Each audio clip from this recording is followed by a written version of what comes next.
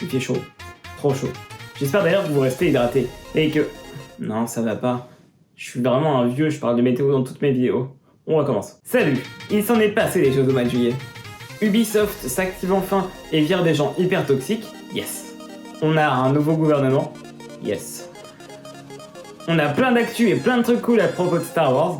Yes. Mais surtout, il y a plein de fanfilms qui sont sortis. Et ça tombe plutôt bien parce que les fanfilms c'est mon truc. Donc c'est parti pour le best-of des meilleurs fanfilms que j'ai pu trouver tout au mois de juillet 2020. Au sommaire, Gambit va jouer une partie de poker, Miles Morales devient Spider-Man, les Power Rangers cherchent la bagarre, et Nathan Drake et ses potes cherchent des trésors. Bienvenue dans Fanfilm Mensuel.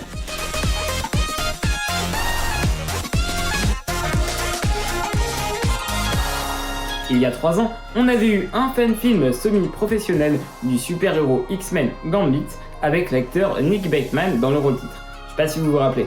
Et bien aujourd'hui, on a la suite avec Play for Keeps.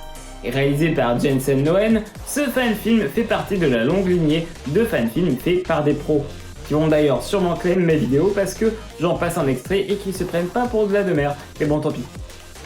En vrai, le fan-film est sympa, l'action est bien chorégraphiée et les personnages sont vraiment cool. Surtout Rogue, qui ressemble vachement à la Malicia des comics. Et attention, coïncidence vraiment folle, je sais pas si vous vous rappelez, mais dans le fan-film sur Poison Ivy dont je vous avais parlé en mai dernier, il y avait l'acteur Eric Roberts, qui a joué notamment dans The Dark Knight, Dead or Alive, ou encore en guest dans les séries Brooklyn Nine-Nine ou Grey's Anatomy. Alors, je sais qu'il est réputé pour jouer un peu dans tout et n'importe quoi, mais je m'attendais vraiment pas à le revoir dans un autre fan-film salé, puisqu'il est l'antagoniste principal de Play for Keeps. Je tuerais pour voir sa sœur, la géniale Julia Roberts, jouer dans un fan-film de Harry Potter. Quelquefois, pour faire un fan-film correct, il n'y a pas besoin d'avoir un budget de malade et des stars internationales au casting. Non, des fois, il suffit d'avoir un groupe de potes et un amour inconditionnel pour sa franchise préférée. Et les jeunes français de LNM Visual Effects l'ont complètement compris, avec leur court-métrage Spider-Man Miles Morales. On y suit le jeune Miles découvrir ses pouvoirs et revêtir le costume de l'homme araignée. On voit bien que c'est pas un truc pro et c'est pas grave si vous voulez mon avis. Ces petits jeunes ont de l'avenir dans les effets spéciaux. C'est moi qui vous le dis. Continuez les gars, force à vous et n'oubliez pas qu'un grand pouvoir implique de grandes responsabilités. C'est fou de voir chaque mois qu'il y ait autant de fanfilms de Power Rangers. Autant j'adorais ça quand j'étais gosse, autant pour moi ça a toujours été un peu ringard. Mais ce genre de fanfilm comme Double Trouble, sorti sur la chaîne de Omar Zaki, nous montre que c'est cool parfois la ringardise. Franchement, les effets spéciaux sont super propres et les chorégraphies des combats extrêmement jouissives. Je suis sincèrement retourné en enfance en regardant ce film. Alors go go Power Rangers! S'il y a un truc qui m'a agacé ces dernières semaines, c'est bien The Last of Us Part 2. J'ai absolument détesté ce deuxième opus.